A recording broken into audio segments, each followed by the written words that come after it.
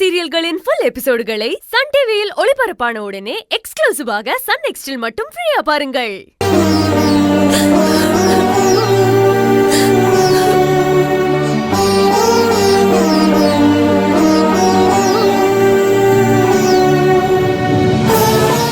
தாத்தா இறந்த விஷயத்தை கேள்விப்பட்டதுக்கு அப்புறம் தான் ஊருக்குள்ள போலீஸ் வந்துச்சு. கொலை பண்ண வேத நாயகிய அரெஸ்ட் பண்ணி கூட்டிட்டு போயிட்டாங்க. அவளுக்கு ஆயுள் தண்டனையை கொடுத்துட்டாங்க. அவளும் இப்ப வரைக்கும் ஜெயில இருக்கான்னு தான் கேள்விப்பட்டேன்.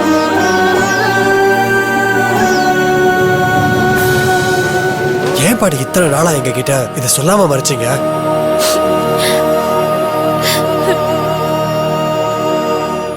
தாத்தாக்கு இப்படி ஒரு துர்மரணம் வந்ததுனால நாங்களும் அத பத்தி எப்பவும் வீட்டுல பேசிக்கவே மாட்டோம்ப்பா. இது எதுவுமே உங்க தலைமுறைக்கு தெரியக்கூடாதுன்னு நினைச்சோம். அதுக்கப்புறம் சிதம்பரமும் சத்தியமூர்த்தியும் எப்பவுமே ஒன்னாதான் உங்க தாத்தாக்கு திதி கொடுப்பாங்க.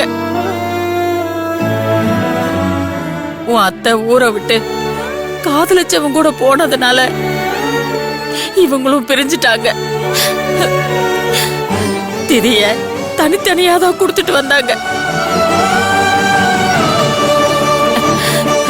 ரொம்ப வருஷத்துக்கு அப்புறம் ஒரே வீட்டுல இருக்காங்களே, திரும்பவும் தாத்தாக்கு ஒன்னா திதி கொடுப்பாங்கன்னு நினைச்சேன். அதுவும் நடக்காம போயிடுச்சு.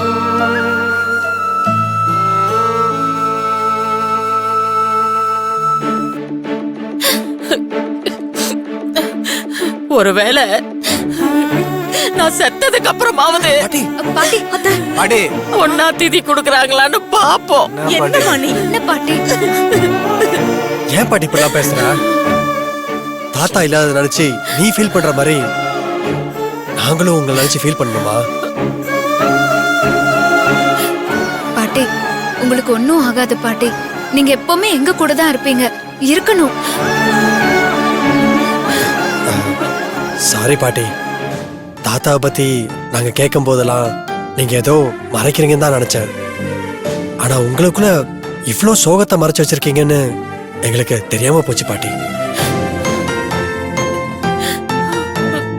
பாட்டி, தாத்தாவும் நீங்களும் எவ்வளவு கனவுகளோட வாழ்ந்திருப்பீங்க. ஆனா இப்போ கனவுல மட்டும்தான் அவர் கூட வாழ்ந்துட்டு இருக்கீங்க. மீனா, இப்ப எதுக்கு அதை பத்தி எல்லாம் பேசிட்டு இருக்க? தாத்தா எப்பவும் பாட்டி கூட தான் இருக்காரு. கொஞ்ச நாள் வாழ்ந்தாலும் சந்தோஷமா வாழ்ந்திருக்காங்க. நாம ஏன் அவர் இறந்து போறதை பத்தி பேசணும்? பாட்டியோட வாழ்ந்ததை பத்தி ஞாபகப்படுத்தலாமே. இப்ப எதையும் ஞாபகப்படுத்த வேண்டாம். நம்ம தாத்தாக்கு திதி கொடுப்போம். அம்மா, சாப்பாடெல்லாம் எடுத்து வைங்கம்மா. வாங்க.